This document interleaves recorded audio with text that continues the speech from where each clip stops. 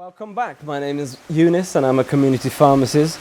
We are embarking on a journey together, and today we're going to tackle fear. What is fear? The question is it what we think it is? Or could it be possibly something else? So understanding the mindset behind that, let's take a step back. Action is irrelevant. But the mindset here is to overcome fear, we have to understand what it is that we are fearing. So let's take an example. Remembering that one single event in our life would probably be the cause of that fear. And I remember I was once in a supermarket and I saw parents putting their child on an escalator and thinking it would be funny to watch them disappear in front of the child. So as they were going down the escalator, I watched the child's face, and on the child's face I saw the moment the child couldn't see the parents, and the moment fear was instilled in that child's heart, and it was very apparent from the reaction of the child. So that one single event is caused fear of an escalator or the fear of losing the parents. So that has probably triggered a ripple effect of negativity. So every time the child will lose sight and vision of their parents, it will trigger that fear. So what do we have to do? We have to understand then, now that their fear and that single event has been created, what does the human mind do? It will, as time goes on, whether it's an external force or if it's a force within yourself, you start to create coping mechanisms to overcome these barriers. And these coping mechanisms, remember, there's one thing we know about coping mechanisms: they all have an expiry date. I had a customer in my pharmacy. He came to me and said, I want a quiet word. And he is a type of customer that never needs a word. He was a type of customer that simply took his prescription and left every 8 weeks, came in like clockwork. But one day he came to me and he said to me, can I have a quiet word, please? He said, so I took him into the consultation room, and he told me he had once been involved in an accident, that once a girl came on top of his bonnet and it dislocated the child's jaw.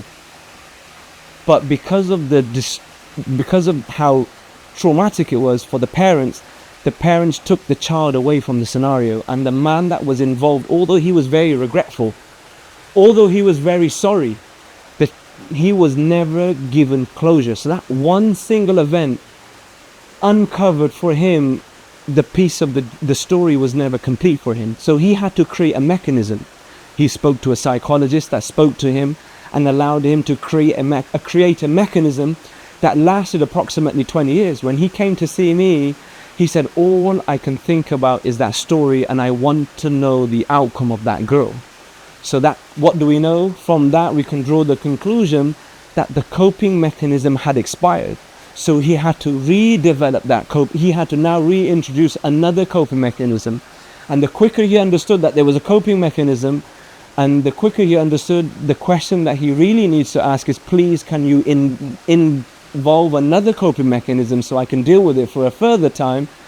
That was the aid, and that was a fix for that solution.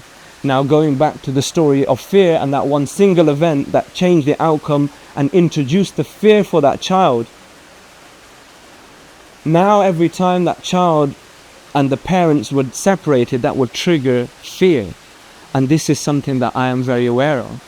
Being fearful of water, being fearful of swimming, being fearful of riding a bicycle. Why? Because there are using the 20 pence piece analogy, there are other variables that introduce fear, such as people that you look up to telling you or instilling inside you negative energy that you're not good enough, you won't be able to. Why? Because there could be other stimulus.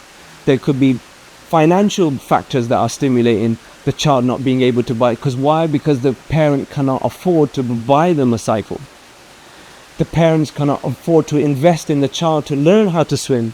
So before they do that, what happens is the brain will naturally develop a coping mechanism to say that we're not good enough. I wasn't able rich enough to afford a bike, so I cannot bicycle ride. My parents were unable to give me that ability to overcome the fear of water, so I was able to swim. Who doesn't know how to swim? So taking another approach and using that same approach of understanding the roles and responsibilities that you need to learn and to resonate the action of swimming, to liberate myself, I took away the answer of positivity and took it out of positivity. Used the term positivity and understood that I had to free my mind from all the constraints of society. I took 2 weeks out of life, and I took 2 weeks out of work, and I spent time looking into my mindset, correcting who I was. And what did I find? That when I approached water with a clear mindset, with a mindset that I can and I am able to, and I deserve to be able to swim, I was then able to understand that the outcome of swimming was irrelevant. Because who doesn't know how to swim? Everybody knows the technique in their brain. If I said swim, you would know how to swim. But the action to me was irrelevant. So I had to take myself out of that situation and go one step, or what they call 3 steps backwards, and use the bird's eye view of the 20 pence piece and understand that it was the fear of water that was actually causing the problem. So by addressing, and the quicker I understood that, I was then able to take the understanding.